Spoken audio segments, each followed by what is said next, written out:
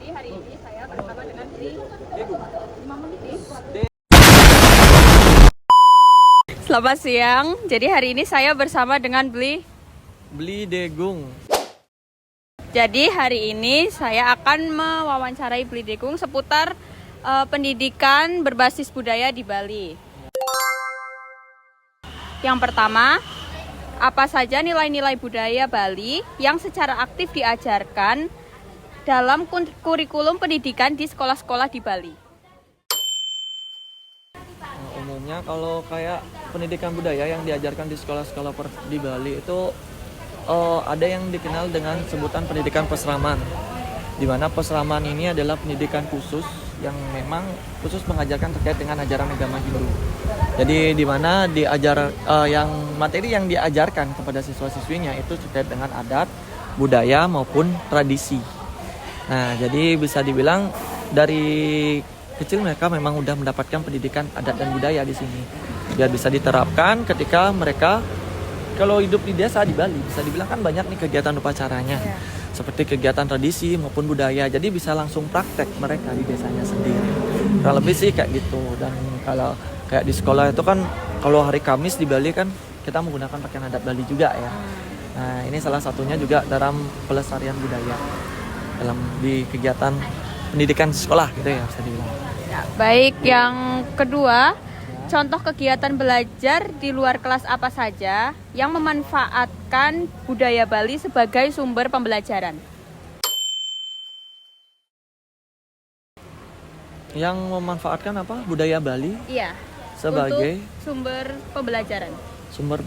Pembelajaran. Nah, kalau di Bali kan ada tuh pelajaran seni budaya. Iya. Ya, terkait dengan pelajaran seni budaya ini sih lebih memberikan materi secara umum apa itu seni dan budaya yang ada di Bali. Yang bisa dibilang memang kalau kayak sekolah-sekolah di Bali, ini kita belajarnya di sekolah. Prakteknya kita langsung di lingkungan. Nah, terkait dengan pengembangan ini yang bisa dibilang worth it sih sampai sekarang. Makanya mayoritas anak-anak itu masih pakem dalam adat maupun melestarikan budayanya mereka. Kayak gitu.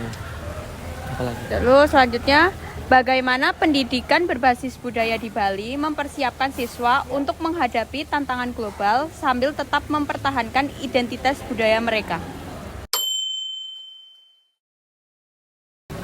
Yang pertama pesraman itu udah bisa dibilang juga menjaga ya biar anak-anak itu bisa melestarikan dari kecil mereka udah diajarkan. Nah, kalau yang kedua dari hidup di kawasan lingkungan desa yang masih aktif dalam kegiatan adat dan budaya.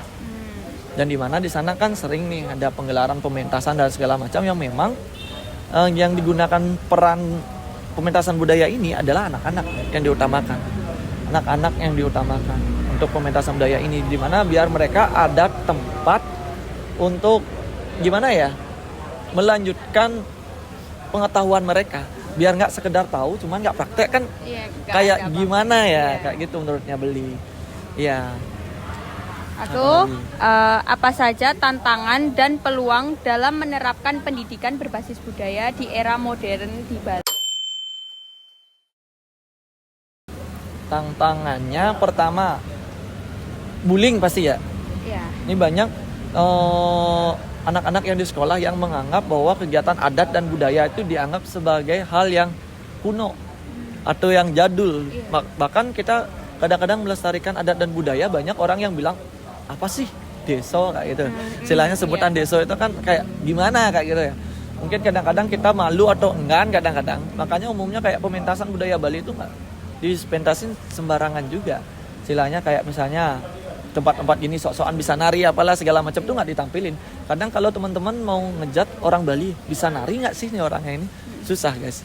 Memang ini karena dianggapnya jadul.